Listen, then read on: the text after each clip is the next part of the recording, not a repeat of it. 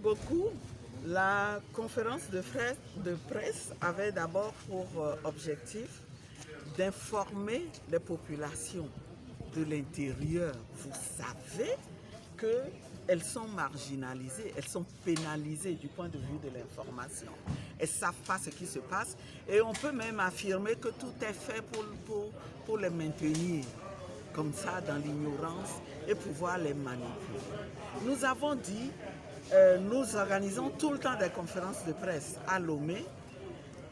Il faut maintenant qu'on décentralise les choses pour que nos frères et sœurs de l'intérieur aussi puissent avoir des informations de première main sur la situation du Togo.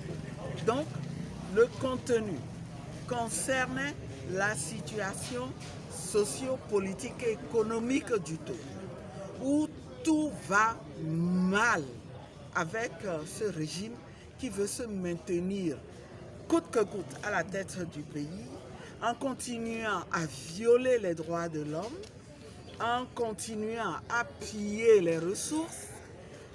Vous avez des exemples comme les affaires de Petrolgate et les affaires Bolloré, ou cette affaire qui est même plus grave, où le corrupteur a avoué qu'il a conclu un pacte de corruption avec le premier responsable de ce pays qui a donc, qui nous a trahis, qui a trahi les intérêts des Togolais.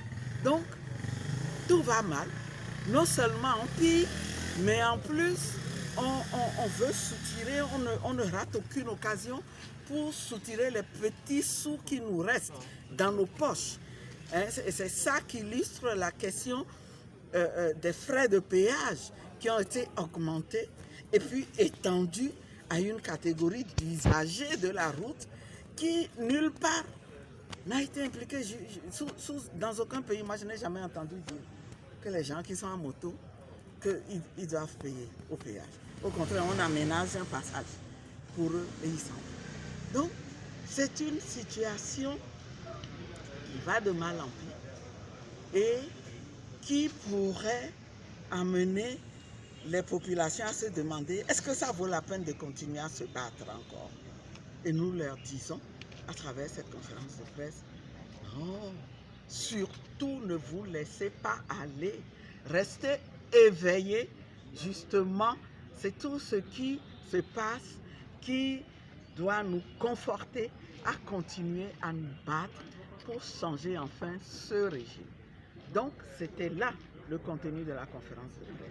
Maintenant, à côté de la conférence de presse, nous avons invité nos responsables locaux DMK à venir d'abord assister à la conférence et ensuite à faire une séance de travail avec nous pour que nous puissions leur donner des orientations claires pour continuer de manière permanente au niveau local à faire le travail de sensibilisation et de mobilisation.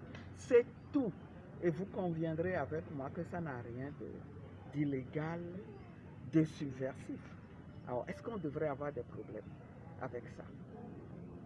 Voilà. Donc, que nous avons des droits que nous entendons continuer à exercer. Rappelez que notre République est une et indivisible. Rappelez qu'il ne saurait y avoir des villes qui bénéficieraient d'un statut particulier. Pourquoi on ne peut pas rentrer dans Kara pour y mener les activités qu'on a menées malgré les intimidations qu'on a quand même menées à Sokodé et à Bassa? Pourquoi? Kara aurait un statut particulier? Pourquoi on ne veut pas qu'on traverse Tandjouaré pour aller organiser une conférence de presse à Dapan? Pourquoi?